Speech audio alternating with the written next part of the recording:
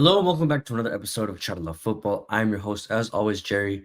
I'm running it all alone today. Both of my co-hosts are out, but it's cool. I'm a football lover. I'm here for you guys. That is what I love to do, and I'm gonna put out all the content every week. I'm gonna stay consistent, so that's never gonna slip up on my end. So make sure you guys support the channel, support the personal links down below. But yeah, make sure you guys follow Chat Love Football on all social media platforms. But let's get right into it. We're going to talk about Premier League. We're going to talk about La Liga and then Liga MX as well. I was trying to think this weekend, right? Trying to think of things that can differentiate myself between other people in the world, other podcasts, and there's not a lot of people talking Liga MX. Maybe a few of them. Shout out to Football Sala, shout out to Lads Footy Show, shout out Give and Go, who have a similar style, and obviously I'm emulating them in a sort of way. But I want to have my own niche, my own uniqueness into this world of podcasting, of sports football. And yeah, I mean, Liga MX is the way to go. I mean, I am Mexican, half Mexican, of course, so I have to talk about it, and I have to talk about all the young players that are coming in, all the teams that are doing well, aren't doing so well. We had some surprises over there, but we'll save that towards the end. I want to talk about the big leagues first. We're going to talk about Premier League. We're going to talk about La Liga. But yeah, like I said, make sure you guys follow the page, Shout Out to Football, all social media platforms. Everything will be plugged in down below. But yeah, let's get right into it. I mean, the weekend started with Brighton versus Manchester United in the Premier League, 2-1, 2-1 towards Brighton, and it was an interesting mix because with this Brighton team, you know what you're gonna get out of them. They play an attractive style of football ever since Graham Potter took over or was there a few years ago. Not there anymore. Then we had De Zerbi recently. Now he's at Olympique Marseille, and now in the present time, they hired a 31-year-old Fabian. I think if I'm saying this right, his name is Fabian Herzieler. He's only 31 years old, like I said. He's the youngest manager in the Prem, and 5 players in the squad are older than him. I mean, one of them off the top of my head, James Milner, 37, 38 years old. I mean, he played wonderfully on the day against Manchester United, but Manchester United came from a win. Brighton came from a win. So this was going to be a big test for both oppositions that Brighton end up passing because they got the 2-1 win. And like I said, they lost so many players, they lost so many coaches, but that idea of play is still intact. Brighton, probably one of the most attractive teams in the Premier League, just the way in they play. And even if they don't have the most important names anymore, like McAllister, Moises Caicedo, I forgot one of the strikers that they have. I think his name was Ferguson, Evan Ferguson. I don't know where he's at right now. He might be injured, but he's not in the squad anymore. But they do have some interesting names like Minte on the right, Matoma down the left, Danny Welbeck in the middle, who's like 30 in his late 30s and barely reached his 100th career goal today. And that was due to a cross coming into the box. Maguire just like lets it go.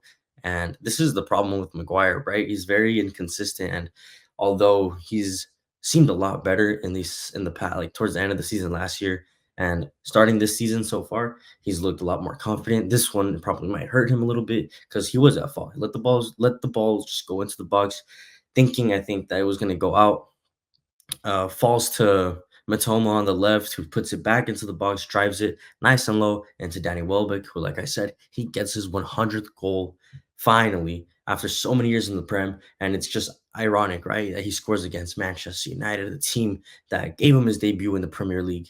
But yeah, Danny Welbeck still putting up numbers. I think he had a goal and an assist in the last game as well. In this match, he got this goal. He had a shot off the crossbar, a header off the crossbar. So Brighton were dangerous. They were dangerous, but Manchester United suffered. They suffered. They were able to get through it. They did score Amad Diallo with a beautiful equalizer. And I think it's beautiful in the sense that what it meant for him. I mean, I don't know if a lot of people know, but his stepmom, I believe, he said that he viewed as his own mom, passed away, I think, just a few days before the match. So the fact that he got his goal, even though he wasn't having a great game himself, and right after he's done celebrating, points to the sky, of course, kissing the badge too. So, he's grateful. Mazraoui had a good game. I think he created like 2 really good chances. The last one being a ball into, I forgot, someone got into, I think it was into Garnacho. Garnacho puts in a cross or puts the ball into the net technically, but Xerxes gets a knee to it accidentally, and it was unfortunate for Manchester United because that was the 2-1. That was honestly the winner for them if I mean, if it had counted, but it was considered offside. So just unfortunate for Manchester United overall. Xerxes, I'm sure that's probably a huge blow to him because he probably didn't even understand what was going on, thinking that he'd probably had scored, but really he just took away that goal for Manchester United. Kind of like reminded me of that Ronaldo goal. I think Ronaldo versus or Ronaldo and Nani against Spain, where Ronaldo chips the keeper and then Nani taps it in, even though he's offside. If he didn't touch it, it would have been a goal. But anyway, what was ironic about this game and about this last minute goal from Brighton is that Manchester United are a team that since 1992 up until 2002 or 2022, they've only conceded two 90-minute winners. So they're not a team that gets, that let their guard down so late, at least consistently up until 2022. They haven't been like that. But in these past 2, 3 years under Eric Ten Hag, we've seen the opposite. I think they've conceded around 6 times in 90th minutes and winners. They've conceded winners in the 90th minute 6 times. And that is not a good look for Eric Ten Hag, for Manchester United, for the players, because it means there's a problem there in the sense that there's like a defensive or like a mindset, like a lapse where they just fall into maybe comfort or distraction, and they end up losing games in important moments where they don't really have to be losing it. It could have been a draw, and I think everybody would have gone home happy because it was a game for either side. But yeah, on the day, Joao Pedro gets a header where I mean he was just completely unmarked, all by himself, and there was really nothing. I mean, Onana couldn't do anything. He was like 6 yards away from him, but you got to question the defending for sure because everyone was paying attention to the ball, too busy ball watching, not really picking up a player. I mean, I saw a few heads and bodies that were just completely lackluster. Didn't seem like they cared about defending in that moment. And Joao Pedro, I mean, he snuffed it out. He got his goal, and yeah, Brighton ended up getting the win. They're sitting nice and pretty up top for now. I mean, it's only the second game of the Premier League, but Brighton proving to be very effective. The Highline proving to be very effective. I think they caught off Manchester United offside like at least 4 to 5 times easily. My question and what I'm wondering is if you guys think Brighton can challenge for European spots this year. I know last year they did somewhat right, mid-table, but I would like to see Brighton challenge to the sixth, fifth spot. I think they can do it. They definitely have the profiles to do so. I just don't know if they have the depth to do so, given that the Premier League is really you have to rely so heavily on depth and on your squad, overall squad, to get you really far. But let me know what you guys think. Do you guys think that Brighton will challenge for European spots? I predicted that Manchester United will be, and I'm gonna stick to that because of what I saw in the first match. They didn't do too bad in this match. I think they just need to get their stuff together because away they are not very consistent. At home, they do just it's very similar, very inconsistent. But if they find that consistency, I think they can definitely challenge and get that fourth, fifth spot. But Brighton is a team that I definitely want to see up there. So let me know what you guys think. But a team that has no problem with depth, and I don't think they'll have any problem getting into European spots, and definitely no problem on the day against Ipswich, even though Ipswich might have provided a few scares towards Manchester City. I mean, especially in the first 7 minutes, I think Ipswich got their first goal in the Premier League against Manchester City. I mean, I'm sure Ipswich fans' hearts were racing. They were ecstatic, just like, okay, you got this goal. Let's hold on to this lead. And it's unfortunate because you're facing a team like Manchester City who are a machine, and I think in this case, all they did was poke the bear. When you poke the bear, it's gonna get upset. And Man City, they took that shit personally because Erling Haaland got his goal, Kevin De Bruyne got a goal, and within 7 minutes from the moment that Ipswich scored up, and then I mean, if you're looking at the scoreline, it's 1-1 in the seventh. It's 1-0 in the 7th minute, and then you fast forward up until the 14th minute, it's already 3-1. City's leading comfortably, and I think from that moment on forward, there was no other idea, no other thought that maybe Ipswich can make a comeback. I'm pretty sure by that point, everything was wrapped up, and you can see it in the way that Ipswich, their body language, the way they played. You see it in City's face too. They dominated from that moment forward. Like I said, they were just caught off guard, caught off surprise.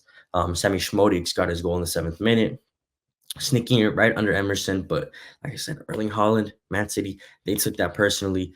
And I'm thinking we might see another historic City just from what I've seen. And they haven't gotten off to like this incredible start um, where they're so electric and pacey and different from years before. Like this is just a team that looked very comfortable. They have an understanding of what they're going to play, and everyone is fulfilling their role to a T. We got Savinho, Erling Haaland, Kevin De Bruyne, Gundogan coming back. Who knows how much positivity that will add into the locker room, especially.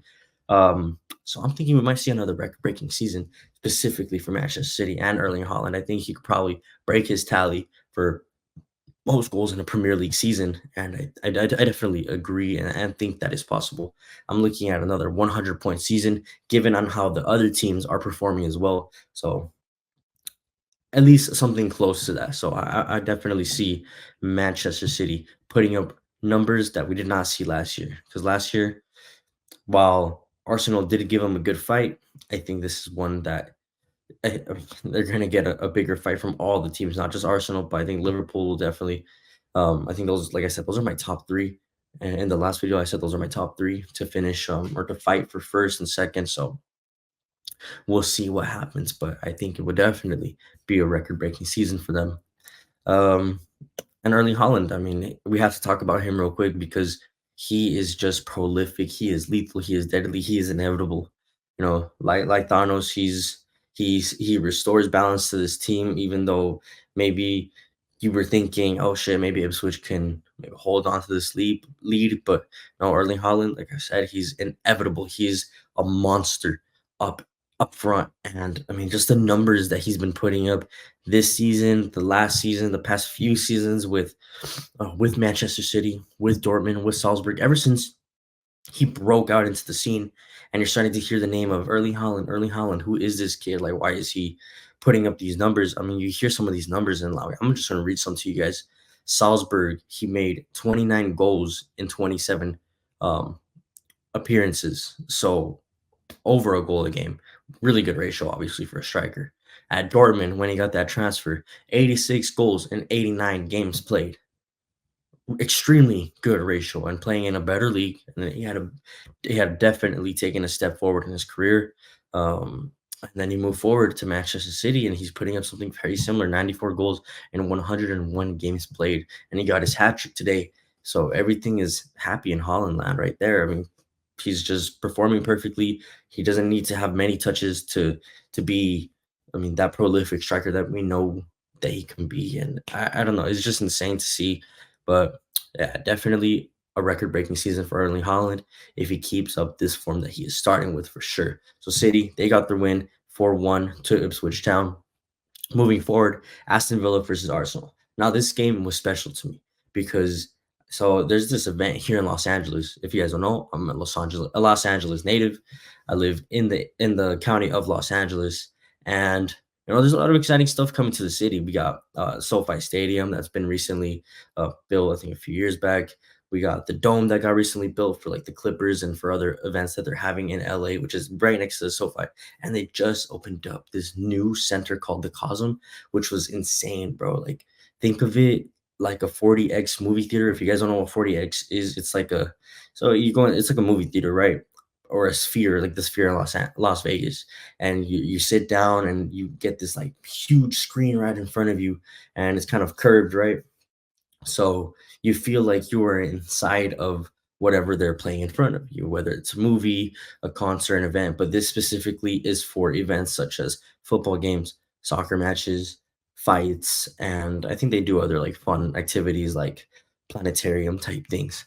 But on the day they were showing Arsenal versus Aston Villa, and I had to go. I got my tickets because I knew it was going to be a good game, at least from. I mean, no, we're not talking about the game itself, right? But at least from a week in advance, I thought, okay, this is going to be a game to watch out for because Aston Villa are a dangerous squad. Arsenal, title contenders for sure. And I pulled up, and it was just an incredible experience. If you guys are Los Angeles natives, definitely go check that out because I don't think you will regret it. It's like being inside of the stadium. It's like being inside of the city, just and you get a nice experience of food and drinks and a lot of people that pull up.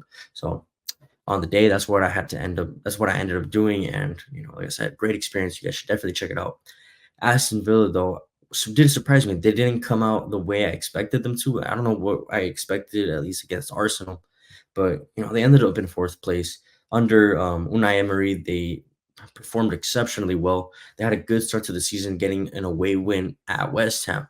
And I thought, okay, at home, you're playing Arsenal. You've already beat them away from home last season.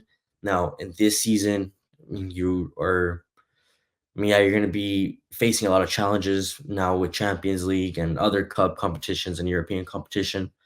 But they have, I don't want to say they've completely improved their squad. They did get Onana in the squad. I think he was from playing at Everton and now taking his ability here in Aston Villa, who he did play very well. But like I said, overall, I think the team just came out distraught.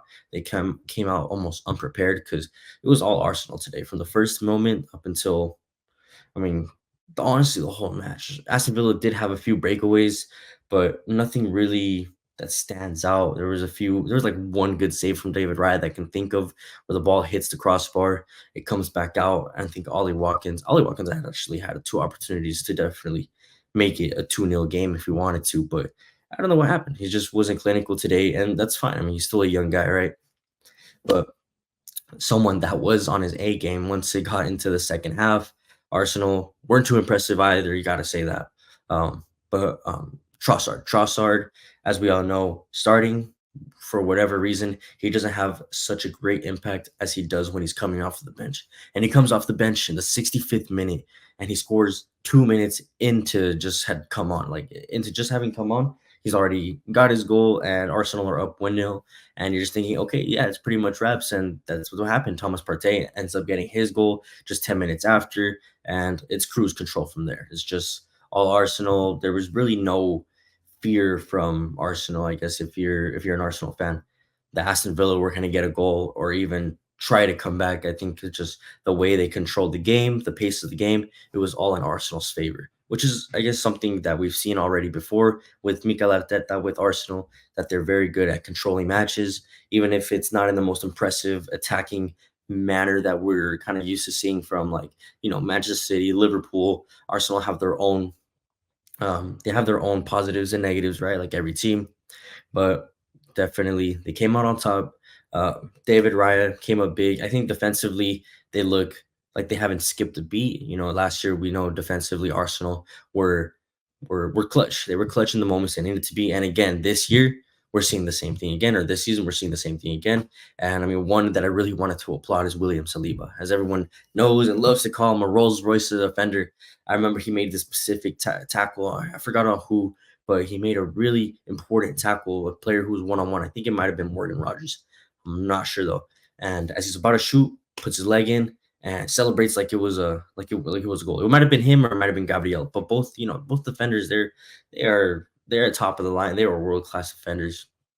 I think definitely the likes of Julian Timber and Thomas Partey in that midfield. I know Julian Timber, I think, is just barely coming back from injury, so it's barely a second game and he's getting to the rhythm of things. Thomas Partey, he's an important midfielder for Arsenal. But I think both of them give that midfield, at least defensively, a little bit more of stability, adding a little bit more of a solidarity at the back alongside with Ben White, Gabriel, and William Saliba. So overall, like I said, defensively, they are perfect, and they have nothing to worry about defensively. It's just offensively when they're trying to break teams down, when especially they're pushing teams into their own box. That's where I feel like they're going to need to be a little quicker, because they sometimes just look too slow and very predictable at times. But they got their win. They get their points. That's all that matters. And I think it's very important beating a team like Aston Villa away from home, who Aston Villa have given so many problems to Arsenal just recently in this past season. So to come out on top in a game like this is extremely important for Arsenal and important and for the title race in general. Now, moving forward to the game that went on yesterday between Wolves and Chelsea, I think this was a fun game to watch just because we have two controversial teams, two, I don't know how to say, for a lack of better term, two shit teams in Wolves and Chelsea. We already know what's going on with Chelsea in the back room. I think Wolves are one of the favorites to probably go down, which is kind of sad to see. You see Wolves in the past, they've had iconic moments, iconic matches. They've always been a team to give the big guys a run for their money. And while in the first 45, they kind of gave Chelsea a run for their money, right? They went 2-2 throughout the first 45 minutes. And everything was even going into the second half. But a player that really stood out for me, besides Cole Palmer, who we'll get into a second, is Noni Madueke, who was talking mad. He was mad on Instagram. He was he put out this post thinking that he was putting it on his close friends, and he was saying that Wolverhampton was a shit city. See, I think he said it straight like that. And then the next slide was like, "Oops, that wasn't for you guys to see. You guys are too fast. That was for my close friends or whatever." But he was talking mad about the city of Wolverhampton, and he stood on business. He stood on what he said, and he dropped a hat trick on Wolves. While in the first half, it was pretty even on both sides. Defensively, just a mess from both sides. It was 2-2, so you can't say anything defensively. Offensively, both teams, I mean, they did what they had to do, putting their goals away.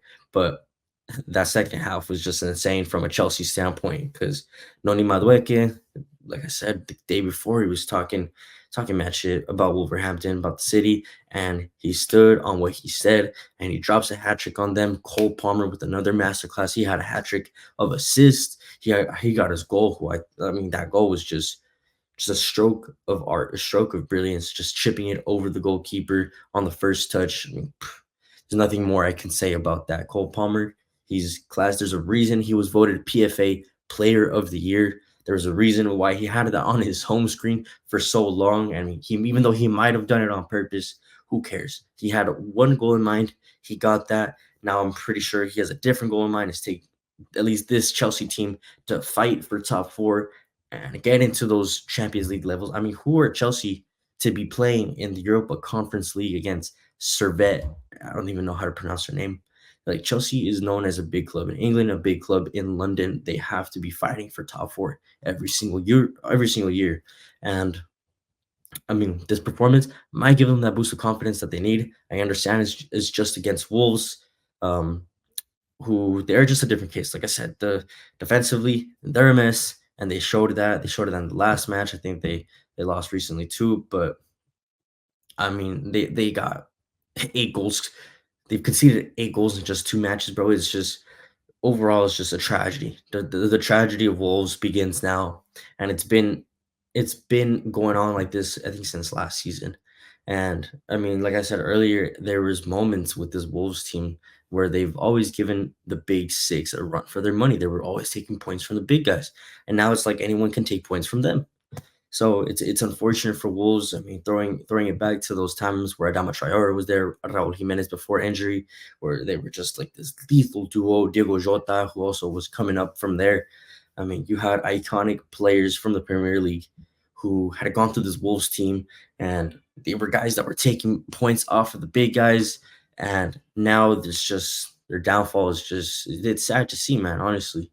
But someone who a lot of people thought were going to have a downfall, a team that I think a lot of people would have had a downfall, was Liverpool, and I think it's the exact opposite with Liverpool and Jurgen Klopp separating, going their own ways. They brought in a young Dutch manager who, I guess, from a Dutch standpoint, when you go to the Premier League, there's a lot of eyes on you because I mean we saw what Eric Ten Hag and what's been going on with him, and is not exactly covering himself in glory. There's a lot of eyeballs on Arne Slot and at such a big club like Liverpool. And I don't think he skipped a beat either. I think his play style from what he played at Feyenoord and what he's doing now with Liverpool, I mean, obviously he has a better squad of players. He has a better backing in the board, and he has an incredible atmosphere and environment of people that want to support whoever's there. And he got started at the best level possible. They got started in the best way possible. And today, or on the day against Brentford, I mean, you saw that. And it's something that just stood out to me. In their 132 years of existence since the beginning of the club, they've they've set a record for attendance in a league match. And that was like 60,107 people in that stadium supporting this Liverpool team, supporting Arne Slot. And I think that's just telling because it's a new season under a new coach, and they want to see, they want to support, and that's exactly what they did for the team today. And I mean, it was an electric atmosphere, and within the first 12 minutes, they already got that first goal that was so crucial against a team like Brentford. You got to take your opportunities, and Unfortunately, from a Brentford standpoint, they really weren't involved in the match whatsoever. It was literally all Liverpool from the first moment up until the last moment.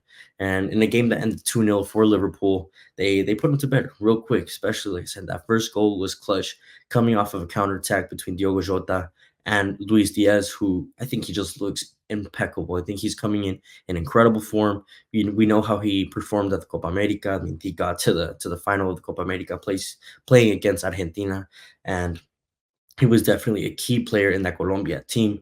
And now I think he's what, 28 years old, 27, 28. I mean, he's not getting any younger, but in these years of for most players, that's when they're hitting the prime between 27 and 29 years old. Those few years, that's when they're playing their best football because they've matured, and especially from a Luis Diaz standpoint, he's been in the league for over a year now. He's gotten experience. He's um, starting to gain better relationships with the people around him, and he's learned. And we're seeing him become now influential in the sense that he's putting his chances away.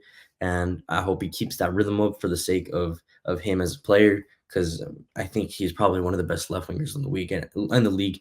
I know there's a lot of discussion between him on the left, between Martinelli, and that was one that I had with Tomas last week, where I was saying Luis Diaz is better. He was saying Martinelli is a little bit more dangerous. But I think Luis Diaz, on his day, he can take on anybody. And I think he's just such an aesthetically pleasing player. He's just so unpredictable. It's very difficult when he's in his flow state to take the ball off of him.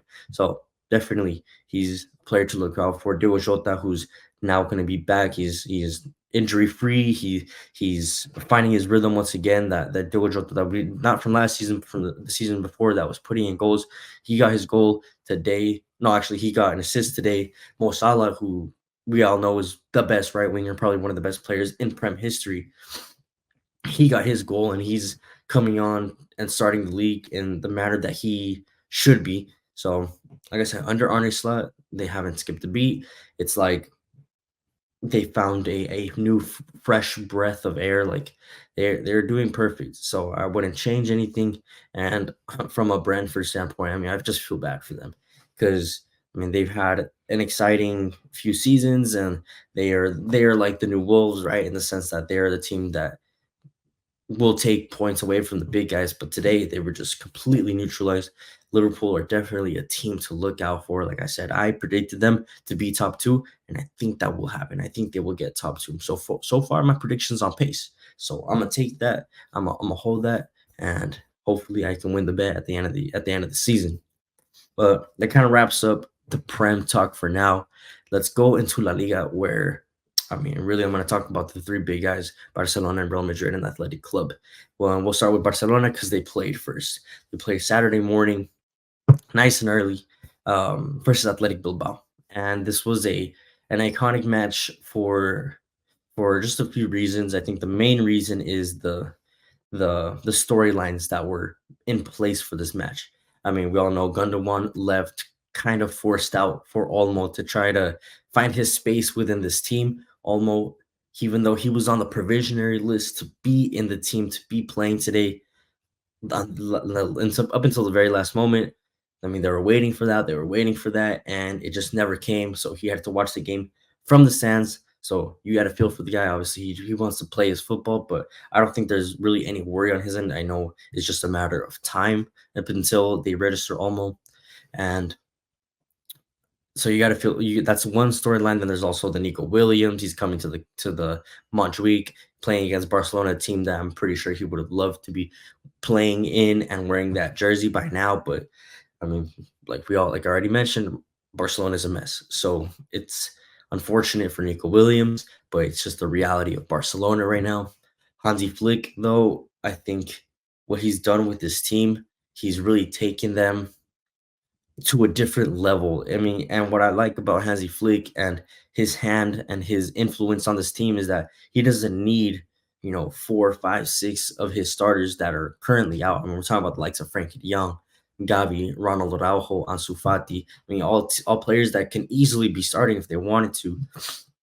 And Dani Olmo, he doesn't need them necessarily. He will take what he has. He won't complain. Kids from La Masia who are filling their roles up into a T, like they are doing exceptionally well. So I think it's impressive what he has done so far. And even though Barcelona is not this Pep Guardiola-esque or Xavi's first season type of team where um, they're so impressive on the ball, off of the ball, I think what the difference between those teams and this team is just right now how um how lethal they are in front of the goal, especially Lewandowski. I think that was the most important part. You have to regain Lewandowski's confidence, regain his goal scoring threat. Because if you got that, then you can easily get 25, 30 goals out of him in a season, even though he's 36. I mean, he's in a great physical condition. So you give him balls into the box, he's going to score them. And that's what happened today. He got his goal. Lamine Yamal got his goal again. And I think what is just outstanding from this kid, like, I will praise him every time I can. Yes, he's 17 years old, but since the beginning of the Euros, he's been involved in 7 out of the 9 matches that have been played since then. Keep in mind, he didn't play any friendlies, so you can't really put that into consideration. But from the group stages to the latter stages of the tournament in the Euros, and then now at the beginning, the 2 beginning games of La Liga, he's been involved in 7 out of 9 matches, either with an assist or a goal. So to be doing that at 17 years old for Spain and for Barcelona, I mean, we're talking world class talent. I don't even think it's a prospect anymore. I think this is a type of kid that people have to be looking out for.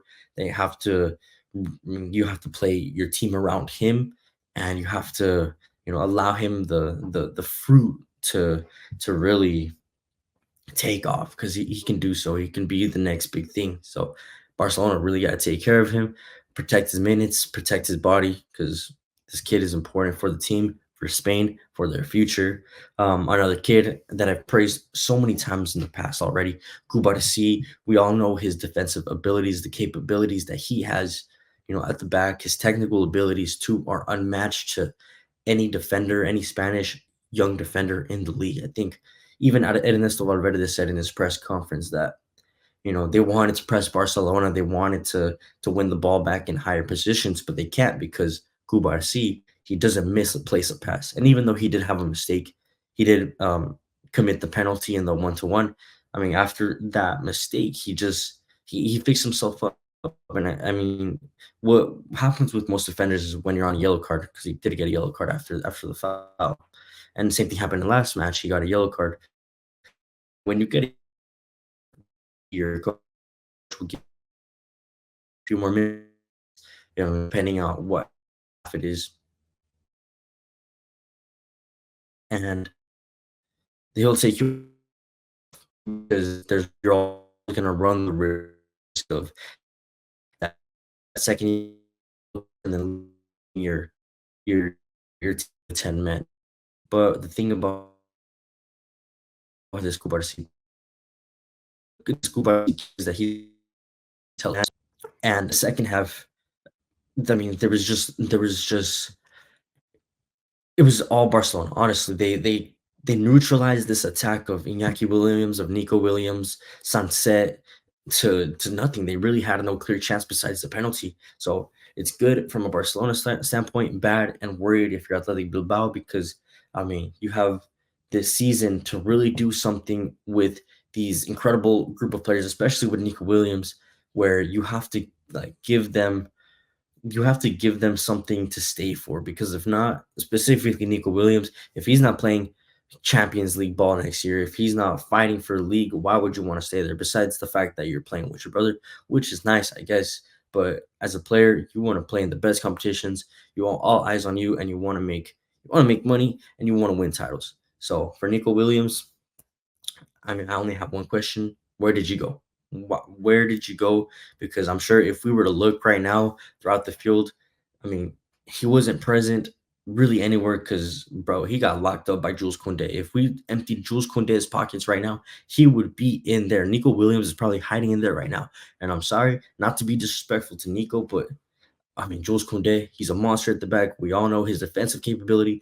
Offensively, I mean, he could be better, but I mean, you can't really complain because he's locking up at such threatening players like him, like Vinicius. I mean, Jules Koundé, he's a monster at the back. And I mean, we'll see what happens with Nico Williams. We'll see what happens with Athletic Bilbao down the line. They do have Europa League ball, so they're gonna have other things to worry about. Just not just only the league, but cup competitions as well.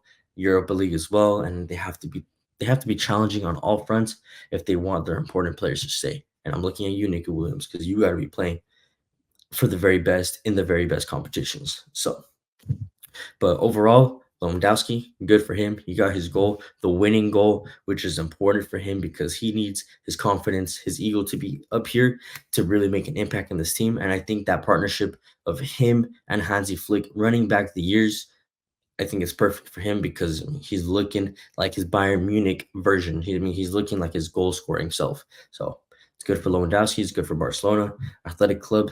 Get your shit together because if not, your good players they're gonna dip by next year. Now, a team who got the win and weren't that impressive, just kind of like how Barcelona was Real Madrid. But there was a new shape to this Real Madrid team. They got a 3-0 win against Real Valladolid. And to be fair, Valladolid are not really a team that you should be worried about, especially playing in Madrid in your home. You have to show out. So what they did, they get 3 goals to their name, and you know, I guess it's impressive in that sense that to put 3 goals past the team in general, I guess you can call that impressive. But first half, really, there was nothing. But talking about this new shape to this Real Madrid team, I like that Ancelotti included Arda Güler.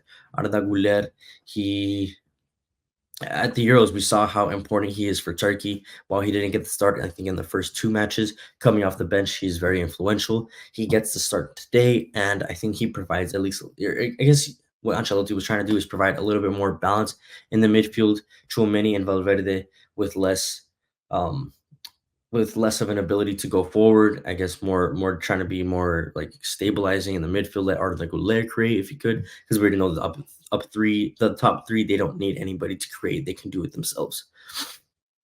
Um, and they did that. And there was a few moments for Mbappe where he could have had 2 or 3 goals if he wanted to, but he still has not got his goal. So I wouldn't be too worried if I'm a Madrid fan because you just know that the moment he does get his goal, then the floodgates will open and he will start to bag a few more. A lot of pundits, a lot of people in the media saying that it will easily be a 15, 20 goal season for Mbappe, but I don't think it'll be that easy, especially playing in a league like La Liga where a lot of the teams are technically very sound defensively, very disciplined, and will play low blocks, especially against teams like Barcelona and Madrid. They will not give you any space. So a team like Madrid, they thrive off of space. They thrive off of that back and forth basketball type of games where they have like the ability to do whatever they want on the ball, especially on the counter. But against teams like Valladolid, against Mallorca, especially where they just sit back, wait for Madrid to slip up, and then they'll hit you. I mean, that's exactly what happened in that last game. On this game, I think Valladolid are just way too weak, and especially you're gonna crumble in a place like Santiago Bernabeu, where it's just the atmosphere is just it's like you'll literally drown in the moment. It's probably I can only imagine how difficult it is to play at a place like that. But one thing, I guess, the positive, if you're a Madrid fan, is Bobby. Bobby got his goal. And if you guys don't know who Bobby is, I mean, I hope you don't live under a rock because it's all over social media. We all know that that's his nickname. Endrick is Bobby because of his words in an interview where he said that Bobby Charlton was one of his favorite players, which is, I mean, I think most people knew that he was just talking out his butt, for lack of better terms. But now all of his teammates call him Bobby because I think they like to tease him for that. But he got his goal. He came in like the 86th, 85th minute, scores like 1 minute before the game ends, which is good for him. I mean, a lot of people were talking badly about him, but not really giving him the time that he needs to adapt. I mean, he's a kid that just last year or just earlier this year, he was playing the Brazilian league at 16 years old and putting up incredible numbers. Maybe not that incredible, but just incredible cameos, I guess you can say. And now he's coming to the best team in the world, bro. You have to think about it that way. He's going to the best team in the world, training with the best players. He's gonna need to take some time to adapt, and that's exactly what he's trying to do. He's trying to adapt to a new system, to a new lifestyle. As a kid, bro, I can only imagine how difficult it is to go somewhere where you don't speak the language, where you don't understand the culture, where everything's just different. And the level of play, the physicality, the training, the preparation, everything is just something out of this world when you go to Madrid, because we already know that that is the top level, that is the top of the top. But he got his goal on his weak foot, which was to me insane because the shot that he takes on his right foot, he cuts in on the defender, ball goes rolls into his right foot, and he shoots it at the near post where the goalie probably should have done a lot better. But that strike that went at the goalie's near post was just, I think it was just too hard, and like I said, it was insane because that was his weak foot. I guess he's a left-footed player. He shoots it with his right, and he was just so comfortable shooting on his right, which is something good, something that is commendable. Commendable. I don't know if that's the word I'm looking for, but it is definitely something that, I mean, to have at such a young age just come natural for you, it's impressive. So good for Hendrick, good for Bobby, good for Real Madrid that they get the confidence of this young kid up, because definitely a lot of people were talking about him possibly leaving by the end of this week if he doesn't get the adequate amount of minutes that he feels like he needs to develop. And I'm sure Madrid fans would find that like, perfectly fine, because he's still just a kid, so he needs time to develop. And if it's not at Madrid, if he's not getting minutes, he could very well do it for Girona or for Betis or for Alaves, anybody else in the league. So good for Madrid to get their points and their first win of the season, which is very important for a team like Madrid. Now, a team like Atletico Madrid versus Girona, today I thought they were very impressive, or on the day I thought they were very impressive, and they get the result. They get a 3-0 result. Overall, I think it was just a very good game. And I know you're coming up against a Girona team who last year they got European ball. They were the most impressive team in La Liga by far. I mean, playing beautiful football under Michel. But the truth of the matter is that this team was stripped away from such important players. We're talking about Aleix Garcia. We're talking about Sabinho, Artem Dovbyk, Jan Couto, and I'm sure I'm missing one or two more. And I don't think that the players that Girona brought in are exactly of that level. Maybe give them another season and they could be, playing under Michel. It's going to take some time to develop. But I mean, they brought in Brian Heel, Donny van de Beek, and I'm sure I'm missing a few other names that I don't even know. But it was unfortunate for Girona because this is the season where, okay, you got European football, you've kind of made a name for yourself. Now you got to stick to it. But it's looking like they were just a one season wonder, because, and it sucks to see because like, and I don't really understand this from small clubs. Like, why would you let your players go? And it's not like they were going for exorbitant amounts, like for 60 mil, 80 mil, which I feel like would be reasonable for these type of players. But I mean, the big clubs come in, they swoop, they pay the money, and they let them go, no hesitation. And then the thing is that you're gonna suffer from that, and suffer they did, especially in this match where they lost. Excuse me, they lost 3-0 at the Wanda Metropolitano, which we all know it is not an easy place to go play at. The stadium is insane. The atmosphere is electric, and Madrid are a team that can put on so much pressure, especially with the environment that the fans can provide. I mean, it's probably just exhausting if you're any team playing at the Wanda Metropolitano, especially Girona on the day. They just it was like Madrid, Atletico were just running circles, running routes around them. It was no problem for them whatsoever. Um, Griezmann got his goal, Marcos Llorente got his goal, and Koke, the eternal capitan for Atletico Madrid, he got his goal. Gallagher got his debut, so definitely an important talking point because there's a lot of speculation and a lot of excitement around the signing of Conor Gallagher. I don't know if it's like that English tax where, okay, he's coming from the best league in the world, the Premier League. He played at the Euros.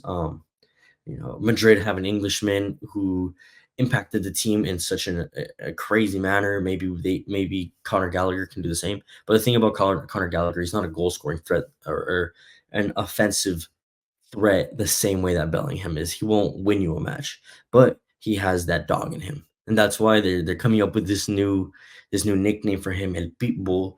I think in his debut he had a good amount of recoveries. He had some important tackles, probably 3 or 4 recoveries, and that's what you want to see from Conor Gallagher. We know that he's that kind of player that can go back and forth. He has lungs on him the size of Rodrigo de Paul's lungs, where he can run no problem. And that's the kind of player that El Cholo Simeone loves, players that will run, that will fight, that will do all the dirty work. And I think Gallagher is perfect for that. But talking about the midfield, I think their most important player, besides Koke, besides Conor Gallagher, who will for sure get more minutes throughout the season, is Pablo Barrios.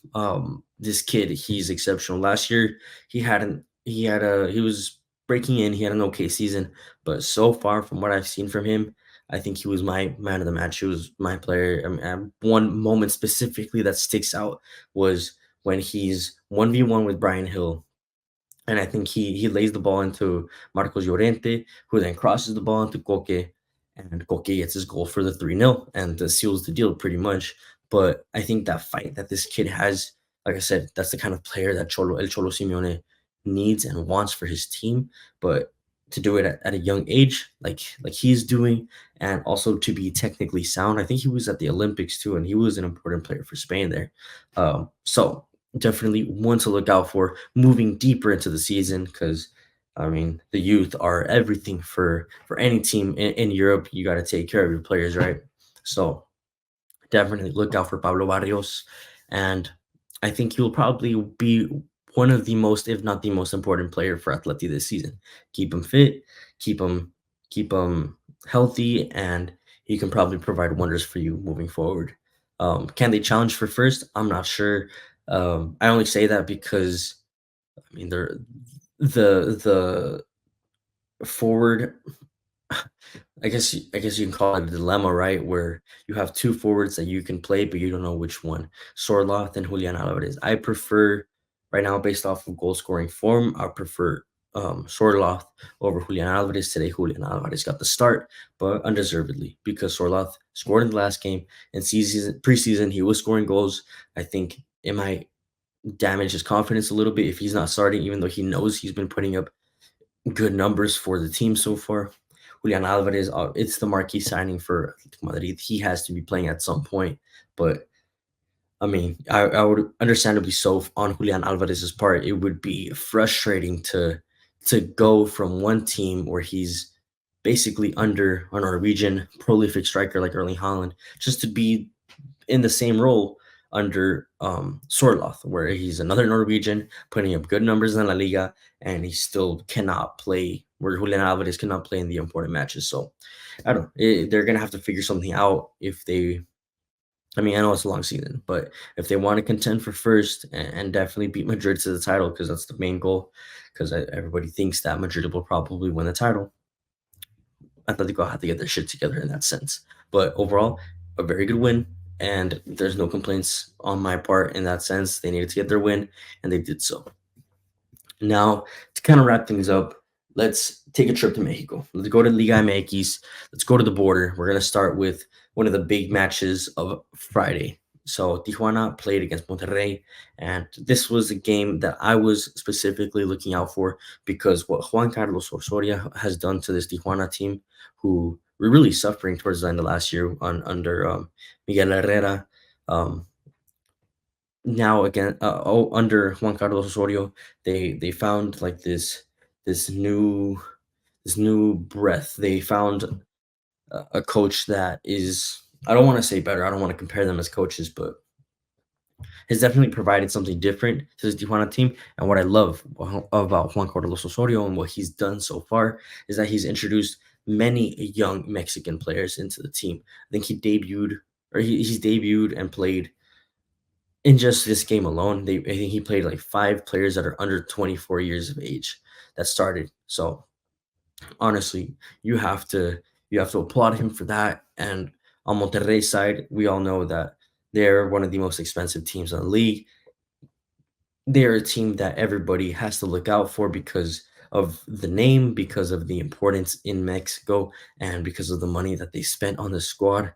And one player specifically that I was looking out for was Germán Berterame, who, born in Argentina, now has his Mexican citizenship. He can play for Mexico if he wanted to, and there's been a lot of rumors circulating of his potential call up for the Mexican national team under Javier del Vasco Aguirre. We all know that he played with him for about a year or two, and as a player that he highly rates. So it's very possible that he can get the call up. Um, but now Demichelis has taken over. He's taking his experience, his coaching experience that he learned at River Plate, now going to implement that into the Mexican League, and we'll see how he does.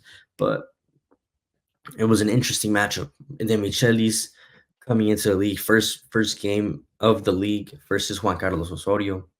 Um, it was definitely a game to look out for, and it was probably the best game of the weekend just for the scoreline overall. Two goals on each side, 2-2. A very even scoreline. I would say that it's fair because both teams created, both teams had the chances to win the match, but I wouldn't say that one had more probability to win the match over the other. But like going back to this Monterrey team, there were so many players that people have to look out for. There's a reason why they're the talk of Liga MX and why there was so much controversy as to why they're one of the first teams eliminated from the League's Cup. It's because they have spent so much money. You're talking about the likes of Sergio Canales, who's played in the best teams in La Liga, and now he's here at still a decent age. It's like 32, 33. Oliver Torres, another Spanish midfielder who honestly never quite lived up to the hype. Gerardo, who was in Europe and now back in Liga MX. Jordi Cortizo, 28 years old. Unfortunate that he's like recently breaking onto the scene and barely getting called up. I mean, if it was 5 years ago, there would have been more hype on him, but he's kind of approaching those 30s into the prime stage of his career. Maybe there's still a possibility for him. Brandon Vasquez, who uh, in MLS, he was prolific. He at the beginning of last season, he found his feet, and then there was a little bit of just of a fall from a striker standpoint, where he wasn't getting the goals and then wasn't getting minutes anymore. I don't think he scored in like 2 months, and finally got his goal today. And then lastly, Victor Guzman, the 22-year-old Mexican center back, who I saw, and I'm gonna shout out Football Asada for this stat. They posted that he is the third most valuable center back in the top. That's outside of the top six leagues in the world. So right behind two of Ajax's starting defenders, Victor Guzman is sitting pretty right there in third place. So it's crazy. He's valued at like 19.5 euros, and hopefully within the next year or two he can get a move to Europe, because that's what we want to see. We want to see our Mexican guys go to Europe and get more minutes. But like I said, it was a match that ended 2-2, but Monterrey, honestly, when it was 2-1 and they had the game in their favor, they had it all to make it 3-1, even 4-1. But when you don't bury a team, it's what they say, si no la metes, it's gonna come back to haunt you. You know, that goal is gonna come back. The one that you don't score, you're gonna get scored on that, and that's exactly what happened. Tijuana kept fighting, they kept fighting, and they fought till the very end, and they got awarded that hard work. And in the end, they tied the game. But I think the most important talking points is the fact that I've already mentioned is Juan Carlos Osorio's work with this Tijuana team, bringing in the players like a Gilberto Mora, who's only 15 years old. He's been getting looked at by the teams in Netherlands, I think PSV and Feyenoord, or one or the other. The fact that there's interest from the Netherlands and at such a young age, and now he's getting more minutes in the first team, and he's been playing so many young players. Specifically, Juan Carlos Osorio has been playing so many young players, Mexican youth players. Four of them that came on in the second half were all under 25. One of them being Gilberto Mora. So it's just an incredible work that he's doing with Tijuana, because not only are they playing good football, but they're playing good football using their academies, using young players, using young Mexican players, which is just fresh breath of air, bro. Because that is what Mexico need. Like, I will keep saying that, I will keep repeating that. Mexico need to produce youth talents, and if it takes a Colombian coach to see that and realize that and do it for Mexico, I will take it. And something that I wanted to pose and I wanted to people to think about is, why is Juan Carlos Osorio one of the most undervalued coaches in Mexican football? I think probably in history. While I know he didn't really cover himself in glory in the World Cup and in the Copa America, I mean, he was the reason we got thrashed 7-0 against Chile. What he's done with youth players, what he's done tactically with Mexico and with some of his teams here in Mexico, it's it's amazing work, honestly. So just something for people to think about. Why is Juan Carlos Osorio so undervalued in Mexican football? Because I don't think he gets the praise and the flowers that he honestly deserves. Um, but like I said, eventually the game ends 2-2. Tijuana get their goal in the dying moments of the game when everyone thought that was game over. Monterrey are going to get their most important points of the season going away at Tijuana, where it was an incredible atmosphere. Um, Efrain Alvarez, who 22 years old, Mexican international, played all game on the right against Gerardo Arteaga, another Mexican international, and Arteaga does what he has to do, right? As a defender, force the forward back, but he plays a ball into Chuy Vega, Jesus Chuy Vega, another youth international Mexican player, who moved like Pedri into the box, finds a nice cross into Jose Zuniga, makes it 2-2, game over. One of my favorite games of the weekend, honestly, compared to this next match where I think there was a lot of eyes on it, and I specifically say there was a lot of eyes on it because there was a person that was in that stadium that, I mean, obviously he has to be there, it's his job, but the fact that he was at this game, you already know that he's looking for something, and that was Rafa Marquez. He was at the America versus Puebla game. Rafa Marquez was there, probably looking at some of the America players, maybe even some of the Puebla players, seeing what kind of play, how his national team players are doing, and it was unfortunate for America on the day because they lost. An America team that are fighting for that three-peat, that tricampeonato. They are the current champions. They got the bicampeonato. They made history, their own history. Now they're trying to create another part of history, winning the tricampeonato. And with Rafa Marquez in the building, they were just unimpressive today. There was no Lichnowsky either. We all know that he's out on injury after the Leagues Cup semifinal against Colorado Rapids. I don't remember exactly what kind of injury it was, something with his ankle or his leg, but wasn't present there, wasn't present on the bench, was actually, I think he was like at a UFC fight or something. So not a good look for Lichnowsky and his people, but it's just the present moment that they're living. It's overall, I think it's just unlucky for America. They had chances, but they were very poor up front. Diego Valdez not finding that consistency that we saw. I think before his injury, um, he had two sitters. He could have easily scored two goals if he wanted to. Did not convert them into goals. Henry Martin had a good chance, did not convert them into goals. I mean, what I like about his play, and I'm sure Rafa Marquez was looking at this, is how he plays with other players around him, the way he's able to bring in the midfielders, the wingers around him. It's um it's important as a striker not only just to score, but to be able to play with those and make the other players around you seem better. Now, it's not their fault that they didn't convert their chances, but it's just what happens. What's been going on with America this season? I think they only have like 2 wins in 5 games. They only have 5 points or they only have 6 points in 5 matches, which is poor. If from an America standpoint, you expect this team to be first in everything because of how much money they spend, because of the incredible scouting that they have implemented into the squad, because of the winning mentality, because um, they won the bicampeonato. Like, there's a lot of expectation up on this team, but then for Puebla, who maybe there's not a lot of expectation around them, to come in technically at America's home, not at the Estadio Azteca though. I think they were playing Cruz Azul Stadium. Honestly, I have no idea. Um, for Puebla, I mean, they were lethal on the day with only two real chances on goal. They scored one of them, and that's all they needed.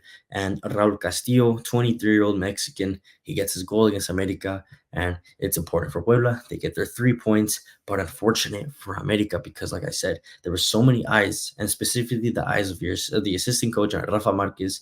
I don't think any of the Mexican players really made themselves stand out. I mean, from what I saw and from um, from what's expected from this team, nothing that really stands out. Just the fact that they were incredibly poor up front. That's pretty much it. So I wanted to pose the question, and what I want to know what you guys think. Is Jardine in the hot seat? Because I know, like I said, America fans are expecting to get that first place. They're expecting to win the tricampeonato. Will it be possible this season? I don't know. And if he doesn't get that, if he doesn't get them to at least the final and win it, is Jardine gone by the end of the season? If there's a few more negative results with before they even get into playoffs, is he gone by the end of the season? To me, I think that's a little unfair, and I think it's a little dramatic because we have to understand Liga MX is extremely competitive. Anyone can beat anybody in the league. So I think America just need to relax. America fans need to relax. Um, if they can get the like of Denny Bouanga, which I know there's a lot of rumors going around that they're not going for another defender because they do have another defender in Ramon Juarez, I believe. Um, but they're going to go for a striker, maybe another forward, someone that's lethal like Denny Bouanga. If you have the money for it, which I mean, I definitely do have, I say go for it because he's already proved himself in LAFC. He's been there for quite a few years. He's already expressed his desire to maybe find another challenge. I think he was pushing for Europe, but I don't know if that offer came or not. But if America have the money to go for a player like that, go for it. Denny Bouanga is the perfect player, especially if you want to play him with Henry Martin. I think there would be a very lethal duo coming off of that left side. So America Puebla, Puebla got their win. And then lastly, Toluca versus San Luis. And I wanted to highlight this game as well because two important people were there besides, well, Rafa Marquez being one of them and Javier El Vasco Aguirre. He was there in the stands. The Mexican national team Twitter page, they posted, oh, like our staff never stopped working. So the fact that they were there the day before at the America versus Puebla game, and now they're there back in the Ciudad de Mexico watching Toluca versus San Luis, it's important for Mexico in the sense that, okay, we have two coaches that are in Mexico. They're not watching the games from home, from their couch. They're live watching players, their body language. So it's very important from a Mexican national team standpoint. Now, from a Toluca standpoint, it was important for them because they have a lot of Mexican players, a lot of young players, and I'm looking at Marcelo Ruiz, Canelo, El Canelo, sorry, that's what they call him, El Canelo, but Jesus Angulo, two players that I think have a lot of potential to get called up for these next international windows, and they are honestly ballers. I think the midfield is one of the best, one of the highlighting factors from this Toluca team because yes, they do have an important um, uh, offensive line with Paulinho, with Paulinho, with Alexis Vega down the left. But that midfield specifically, it's quite strong, honestly. Like I mean, if you're Rafa Marquez, if you're Javier Vasco Aguirre, and you're looking at these guys, you're looking at 123 in Marcelo Ruiz and 127 in Jesus Angulo, and the way they played. I mean, why not call them up before? I mean, they get any older. You know, bring them to the national team. I mean, you need competition in that midfield. So two players definitely to keep an eye on and who did cover themselves in glory. Defensively, Marcelo Ruiz in that defensive midfielder position, he is class. Even in the League's Cup, offensively, he was class as well. Canelo today, he has some shots, almost scored a wonder goal. Um, Gallardo got his goal coming in from an assist from um, Canelo. So overall, from the Mexican players, 10 out of 10s all around the board. Uh, and then Paulinho, who just puts the cherry on top, gets a 2-1 in a match, honestly, where San Luis didn't give them that much of any problems. There was a red card like 20 minutes before the end of the game where it was extremely controversial and maybe gave the Toluca fans a little bit of a fright because at that point in time it was 2-1 and anything could happen. But Toluca just they handled the pressure well. They got the 3 points, which are very important because it keeps them in third place. And I mean, we've seen them in this position just recently last year where they ended up in third place but got knocked out in quarterfinals. I think this season, with how from what I've seen so far, they are one of my favorite teams in the league. And I think definitely a team to at least get to semifinals, if not the final. So definitely keep an eye on Toluca. But I just wanted to really highlight those two players, Jesus Angulo, Marcelo Ruiz, and then I mean Jesus Gallardo. We'll see what happens with him.